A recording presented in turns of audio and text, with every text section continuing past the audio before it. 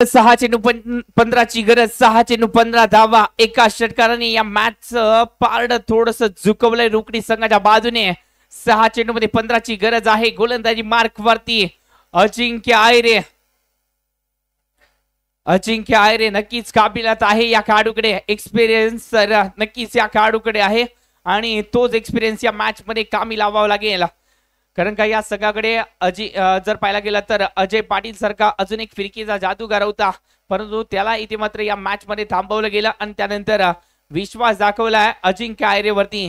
तोच विश्वास इथे मात्र अजिंक्य आयरेला सार्थ करून दाखवावं लागेल. 6 चेंडू 15 धावा रोखण्यासाठी अजिंक्य आयरे सज्ज, बनवण्यासाठी साहिल सज्ज. पहिला चेंडू वरती नक्की चांगली कामगिरी. पहिला चेंडू रोखला गेलाय. पहिल्या चेंडू वरती अप्रतिम इथे मात्र कामगिरी झाली आहे. अजिंक्य आयरे एक्सपिरियन्स आहे आणि तोच अनुभवाची शिदोरी या मॅच मध्ये नक्कीच पूर्ण केली जाते. डान्सिंग डाऊन द विकेट फटका सजवण्याचा प्रयत्नामध्ये नक्कीच जर पाहायला गेला तर 4 धावा संघाच्या खात्यामध्ये. या चेंडू वरती वार, चेंडू मात्र सीमारेषा पार. चौकार डीजे.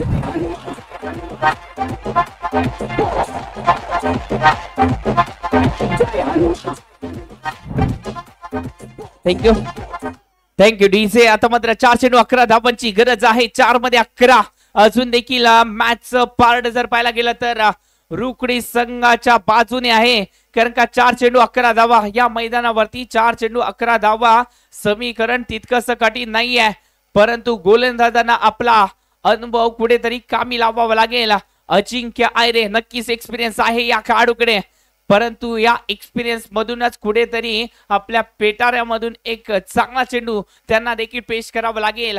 या चेंडूवरती जरूर इथे मात्र मोठा फटका आलाय, परंतु त्या फटक्याचं उत्तर देखील द्यावं लागेल.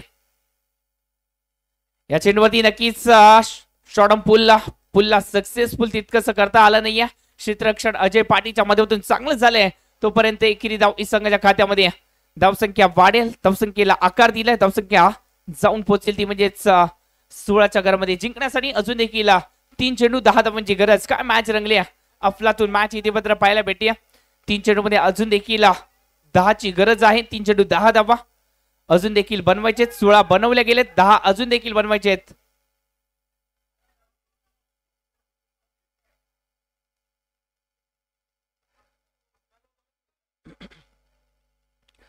दोन चेंडू मध्ये अजून देखील 3 चेंडू मध्ये अजून देखील जर पाहायला गेलं तर गरज आहे 10 धावांची. या चेंडूवरती एकेरी धाव आली आहे. दुसऱ्याचा प्रयत्न केला जाईल का? रनआउटची संधी आणि रनआउटच्या रोपामध्ये साहिल माघारी परतले आहेत. काही गरज नव्हती या रिस्की धावेची, कारण का दोन्ही खेळाडूंमध्ये क्षमता होती धावा बनवण्याची, परंतु इथे मात्र साहिल माघारी परतले.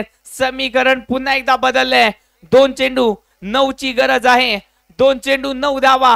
या दोन्ही चेंडूंवरती 2 मोठे फटके खेळावे लागतील तरच मॅच ही जिंकली जाऊ शकते.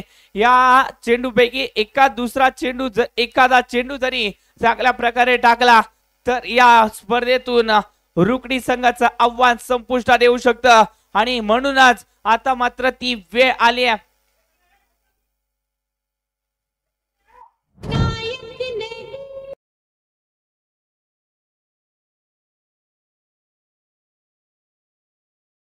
मयूरला देखील तीच कामगिरी पूर्ण करावी लागेल.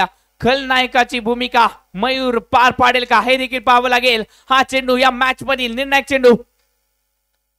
ओहो, फटका जर चांगला गेलाय, रोखलं गेलंय का हे देखील पाहावं लागेल. या चेंडूवरती रोखण्याची क्षमता होती, परंतु रोखण्याची ताकद कमी पडली.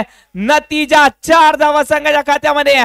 म्हणजेच आता मात्र समीकरण 1 चेंडू 5 ची गरज. जर मोठा फटका आला, षटकार आला तर रुकडी संघ ही मॅच जिंकू शकते.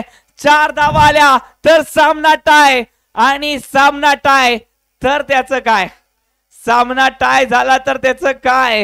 याचं उत्तर टॉसवर. टॉस का बॉस इथे मात्र पाहायला भेटेल. सामना टाय झाला तर टॉस का बॉस. नक्कीच 1 चेंडू 4 धावा. सामना टॉस का बॉस वरती. 1 चेंडू 6 धावा तर सामना रुकडी संघ जिंकेल. पाहायचा आहे टॉस की मॅच विन.